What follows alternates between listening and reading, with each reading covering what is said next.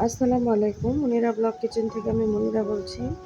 আজ আপনাদের তৈরি করে দেখাবো 2টা ফেলে দেওয়া জিনিস দিয়ে একটি মজাদার ভর্তা রেসিপি। এরকম করে যদি আপনারা এই ফেলে দেওয়া জিনিসগুলো দিয়ে এভাবে মজাদার ভর্তা তৈরি করতে পারেন, তাহলে কিন্তু সংসারে অনেকটা হেল্প হয়ে যায়।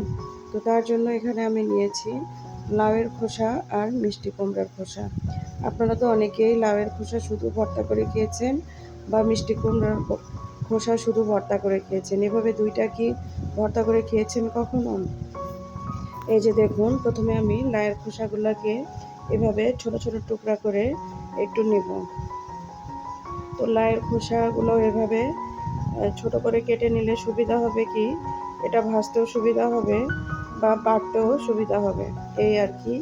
তো এখন আমি এখানে একইভাবে মিষ্টি কুমড়ার খোসাগুলো ছোট ছোট করে কেটে নিচ্ছি। যত ছোট আপনাদের ইচ্ছা এটা এখানে করে নিতে পারেন, কোনো সমস্যা নেই। তো এই যে আমি কেটে এখন নিয়ে নিলাম, সবগুলো আমি আপনাদের দেখাবো, দেখবেন কিভাবে সবগুলো আমি কেটে নিয়েছি। এর সঙ্গে আরও যে উপকরণগুলো লাগবে সেগুলো অফ ক্যামেরাতে আমি কেটে নিয়েছি।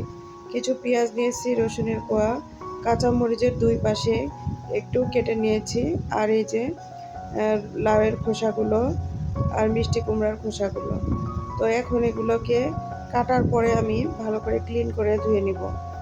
নেওয়ার পরে এখন চলে যাব এগুলো রান্না করতে। তো এখন ফ্রাই প্যান দিয়েছি বসিয়ে। এখন যে কাজটা করব সেটা হচ্ছে, আমি এখানে প্রথমে ফ্রাই প্যানের মধ্যে লাউয়ের খোসা আর মিষ্টি কুমড়ার খোসাগুলো দিয়ে দিলাম, আর এখানে হাফ কাপের মতো পানি দিয়ে দিলাম। এতে করে খুব ভালোভাবে সেদ্ধ হয়ে যাবে। এখন এখানে লবণ দিয়ে দিলাম, লবণ দিয়ে এখন এটাকে জাল করে নিতে হবে।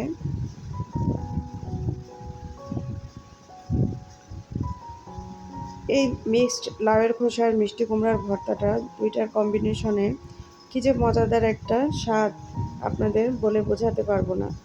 তো এই যে একটু হলুদও দিয়ে দিলাম, হলুদটা জাস্ট কালারের জন্য, না দিলে কোনো সমস্যা নেই। তো এখন দেখুন, এগুলোকে নেড়ে চেড়ে আমি ঢাকনা দিয়ে ঢেকে দেব। খুব ভালোভাবে কিন্তু সেদ্ধ করে নিতে হবে।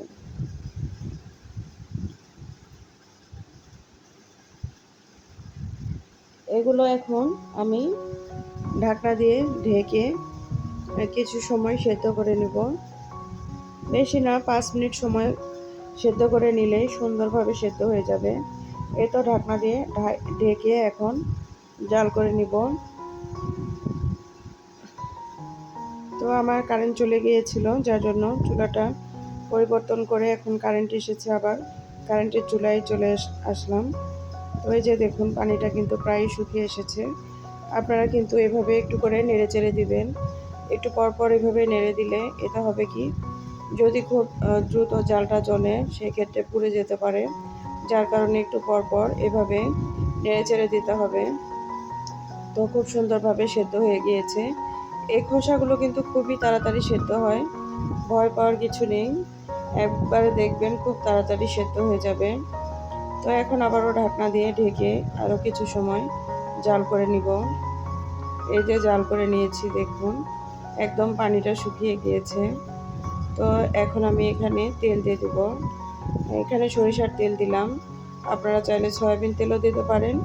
সরিষার তেল দিলে যেহেতু ভর্তা খেতে বেশি ভালো লাগে, যার জন্য আমি এখানে সরিষার তেল দিয়ে দিলাম। দিয়ে এখন এইভাবে নেড়ে চেড়ে নিব।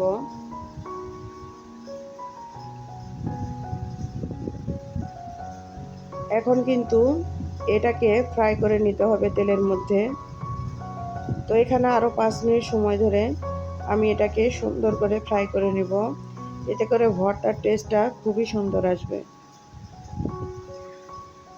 আপনারা যদি শুধু ভর্তাটা সেদ্ধ মানে এই খোসাগুলো সেদ্ধ করে ভর্তা করেন, সেক্ষেত্রে কিন্তু বেশি ভালো লাগবে না।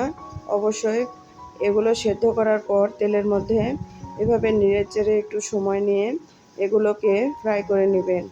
এতে করে ভর্তার টেস্টটা খাওয়ার সময় খুবই ভালো লাগবে। এই তো আমার এগুলো ফ্রাই করে নেওয়া হয়েছে। এখন এগুলোকে আমি উঠিয়ে নিব। তো কিছুটা লেগে ধরেছে, সমস্যা নেই, আমি এখন এটা চেঞ্জ করে আরেকটা কড়াই নিয়ে সেটাতে আমি রান্নাটা করব। বাদবাকি রান্নাগুলো আরও কিছু প্রসেস আছে, পুরো ভিডিওটা দেখবেন, তাহলে বুঝতে পারবেন এটা কিভাবে আমি তৈরি করেছি। সামান্য এই খোসা দিয়ে যে কীভাবে অসাধারণ রেসিপি তৈরি করা যায় সেটাই কিন্তু শেয়ার করেছি। এখন আরেকটা কড়াই নিয়েছি, এখানে তেল দিয়ে নিলাম। সরিষার তেল দিয়ে এখন তেলটাকে ভালো করে গরম করে নিব। নিয়ে এখন আমি সেই আগে থেকে ধুয়ে রাখা পেঁয়াজ, রসুন আর কাঁচামরিচগুলো দিয়ে এখন এগুলোকে সুন্দর করে ফ্রাই করে নিব।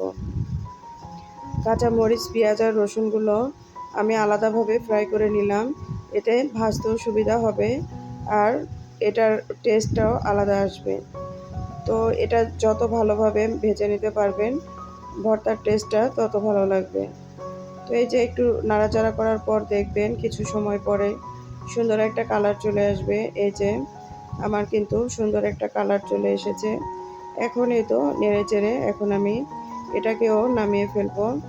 আমি কিন্তু এই কালারটাই চাচ্ছিলাম, একটু এরকম গোল্ডেন পোড়া পোড়া কালার চলে আসবে। এই যে এখন এটাকে নামিয়ে ফেলবো ক্যামেরাতে।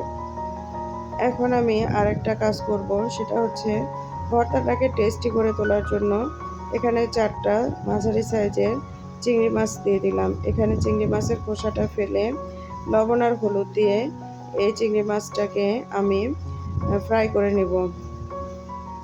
এখানে বেশি সময় ভেজে নেবেন না, 2 থেকে 3 মিনিট সময় ধরে এই চিংড়ি মাছটা কিন্তু ভেজে নেবেন। এছাড়া কিন্তু এটা শক্ত হয়ে যাবে, যার কারণে এইভাবে 2-3 মিনিট জাল করে নিলেই হয়ে যাবে। চিংড়ি মাছ এমন একটি মাছ যেটি সব তরকারিতে অনেক টেস্ট বাড়িয়ে দেয়, যার জন্য আমি চিংড়ি মাছগুলো ভেজে নিয়েছি। তো এখন এগুলো সবগুলো উপকরণ আমি নামিয়ে এই যে ঠান্ডা করে নিয়েছি, দেখুন হাত দিয়ে ধরা যাচ্ছে। এখন একটা ব্লেন্ডার জারে আমি এই ভর্তাটা করব। চাইলে আপনারা শিলপাটা বা বাটনাতেও বেটে এই ভর্তাটা তৈরি করতে পারেন। তো আমার কাছে এখন একটু বিরক্ত লাগছে, যার কারণে আমি এটাকে কিন্তু এই যে ব্লেন্ডার জারে ব্লেন্ড করে নিয়ে আসব। তো এই যে ব্লেন্ড করে নিয়ে এসেছি সব ভর্তাগুলো। এখন এগুলো আমি একটা প্লেটের মধ্যে বা একটা বাটির মধ্যে পরিবেশন করে আপনাদের দেখাবো। এই তো দেখুন মাশাআল্লাহ ভর্তাটার লুক। এখন আমি উপর থেকে কিছু সরিষার তেল দিয়ে দিব। সরিষার তেল দেওয়ার কারণে ভর্তার টেস্টটা আরও ভালো লাগবে। আর আমি একটু ডেকোরেশনের জন্য আসলে সরিষার তেলটা দিলাম। যথেষ্ট পরিমাণ সরিষার তেল ব্যবহার হয়েছে ভর্তাতে, তারপরেও দিলাম। আমার ভর্তাটা কেমন লাগলো অবশ্যই কমেন্ট করে জানাতে বলবেন।